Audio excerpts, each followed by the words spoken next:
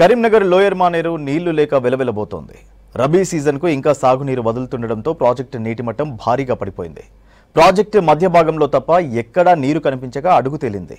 24 టీఎంసీల సామర్థ్యం ఉన్న ఈ డ్యాంలో ఇప్పుడు 5.8 టీఎంసీల నీరు మాత్రమే ఉంది. ఎల్ఎండి నీటి మట్టంపై మరిన్ని వివరాలు వెంకటేష్ అందిస్తారు. తో పాటు వరంగల్, ఉమ్మడి ఖమ్మం జిల్లాలకు వరప్రదాయని lower Maner dam. Lower Maner dam ఏటా వేసవి వచ్చిందంటే ఇక్కడ నీటి మట్టాలు పడిపోయి ఆందోళన కలిగిస్తూ ఉంటుంది. ఈసారి కూడా డ్యాంలో నీటి మట్టాలు గణనీయంగా పడిపోతున్నాయి. దాదాపు జనవరి నుంచి ఇప్పటి వరకు దీని కెపాసిటీకి మించి నీళ్లను ఇప్పటికే విడుదల చేశారు. కరీంనగర్ లోయర్ మానేర్ డ్యాంలో ఇప్పుడు ఎన్ని నీళ్లు ఉన్నాయి, ఈ ప్రాజెక్టు ఉపయోగాలేంటి, భవిష్యత్తులో వర్షాలు లేట్ అయితే ఈ నీళ్లు సరిపోతాయా లేదా, ఇలాంటి విశేషాలతో గ్రౌండ్ రిపోర్ట్.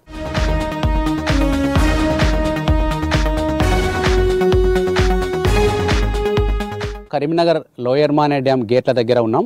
గేట్ల పై భాగంలో ఉన్న వంతెనపై నుంచి చూస్తే మనకు లోయర్ మానేర్ డ్యాం నీరు చూడొచ్చు, ఎంత ఉందో చూడొచ్చు. అదేవిధంగా మరొక వైపు గేట్ల దిగువ భాగం ఉన్న ఎండిపోయిన ప్రాంతం కూడా చూడొచ్చు. అయితే ఇప్పుడు మనం ప్రజెంట్ చూస్తున్న లోయర్ మానేర్ డ్యాంలో ఈ రోజు వరకు ఉన్న లెక్కలు చూస్తే 5.81 టీఎంసీల నీరు మాత్రమే ఇందులో ఉంది.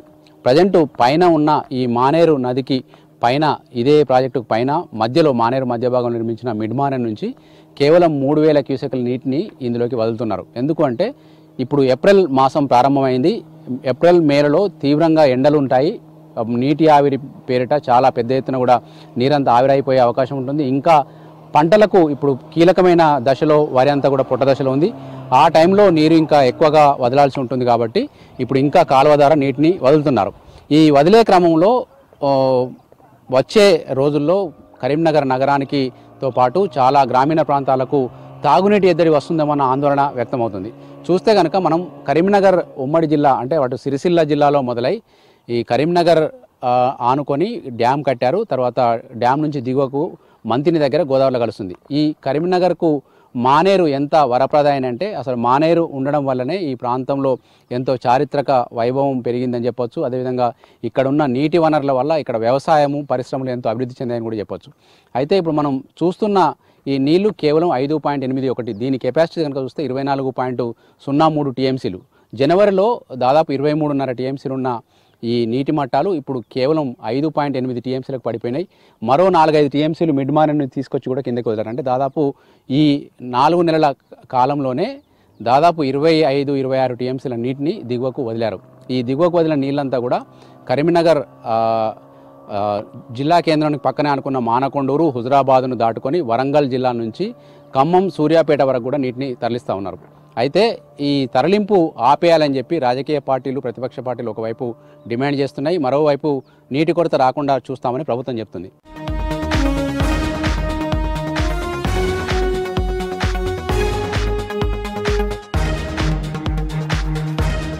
ఈ లోయర్ మానేర్ డ్యాం కనుక చూసుకుంటే శ్రీరామ్ సాగర్ ప్రాజెక్టుకు అనుబంధంగా దీన్ని నిర్మించారు. శ్రీరామ్ సాగర్ ప్రాజెక్టు నుంచి కాకతీయ కాలువ ద్వారా కొన్ని నీటిని ఇక్కడ తరలించి ఇక నిల్వ చేసి ఈ ఉమ్మడి కింద కరీంనగర్ దిగువ ప్రాంతాలతో పాటు వరంగల్ జిల్లాల వరకు కూడా నీటిని తరలించాలనేది అప్పటి లక్ష్యం. కానీ మనకు శ్రీరామ్ సాగర్ ప్రాజెక్టు నుంచి వచ్చే నీళ్లు కాకుండా వర్షాకాలంలో ఈ ప్రాజెక్టులోకి క్యాచ్మెంట్ ఏరియా ద్వారా కూడా కొంత నీరు వస్తుంది. మనకు ఉస్నాబాద్ సైడ్ నుంచి వచ్చే మోయతుమ్మెద వాగు ద్వారా కూడా పెద్ద ఎత్తున వరద నీరు వచ్చి డ్యాంలో చేరుతుంది. కాకపోతే ఎక్కువ శాతం మనకు ఎస్ఆర్ఎస్పి నుంచి నీళ్లు తీసుకొచ్చి దీన్ని నింపేవాళ్ళు. ఎప్పుడైతే మనకు మిడ్ మానేరు అందుబాటులోకి వచ్చిందో మిడ్ మానేరు ద్వారా కూడా ఈ ప్రాజెక్టులోకి గత 5-6 సంవత్సరాలుగా నీళ్లు వచ్చి చేరుతూ ఉన్నాయి. ఈ రెండుతో పాటు మనకు అదనంగా మనకు శ్రీరామ్ సాగర్ ప్రాజెక్టు వరదకాలం నుంచి కూడా మనకు మిడ్ మానేర్లోకి నీళ్ళు వస్తాయి. అంటే మిడ్ మానేర్లోకి వరదకాలం ద్వారా తెచ్చిన నీళ్లు కూడా ఇక్కడికి తరలించే అవకాశం ఉంది.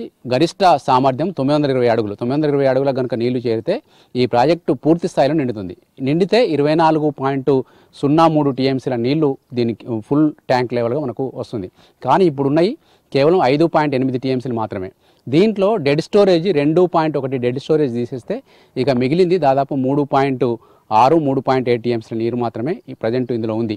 ఈ మరి 3.7 టీఎంసీల నీటిని రాబోయే 2-3 నెలలు అంటే వర్షాకాలం మనకు జూన్లో ఆరంభమైతే ఓకే, కానీ ఒక్కొక్కసారి కరీంనగర్ వాతావరణ పరిస్థితుల దృష్ట్యా మనకు జూలై, ఆగస్టు వరకు కూడా పెద్ద ఎత్తున వర్షాలు పడే అవకాశం లేదు. అప్పటిదాకా కూడా ఈ ఉన్న నీళ్ళనే మనం సర్దుకోవాల్సి ఉంటుంది.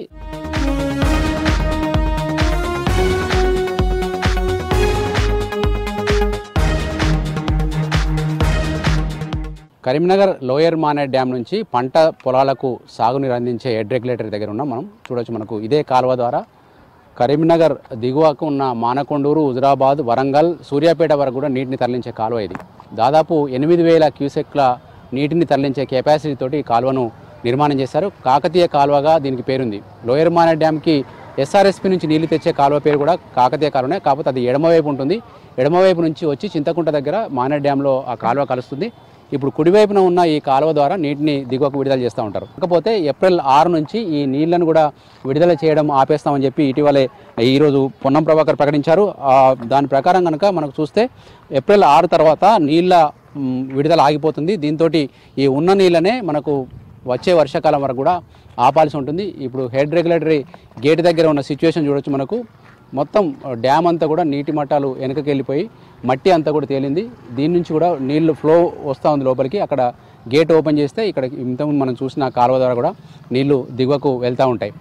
మానేరు డ్యాము ఎండిపోయే అవకాశం ఉందా లేదా, తర్వాత ఇప్పటికే ప్రతిపక్ష నాయకులు అయితే మానేరు డ్యాము ఎండిపోతే కనుక కరీంనగర్ నగరవాసులకు తాగునీటి తిప్పలు వస్తాయని చెప్పి వాళ్ళు ఆందోళన వ్యక్తం చేస్తున్నారు. ఈ క్రమంలో లోయర్ మానేర్ డ్యామ్ ప్రజెంట్ మనం మధ్య భాగంలో ఉన్న నీళ్ళని చూసాం. ఈ చివరిలో హెడ్ రెగ్యులేటరీ దగ్గర ఉన్న పరిస్థితి చూసాం. ఒకసారి ఆ చివరికి వెళ్ళి గతంలో నిండుగా ఉన్నప్పుడు ఎట్లా ఉండేది, ఇప్పుడు ఎట్లా ఉందో ఒకసారి పరిశీలిద్దాం.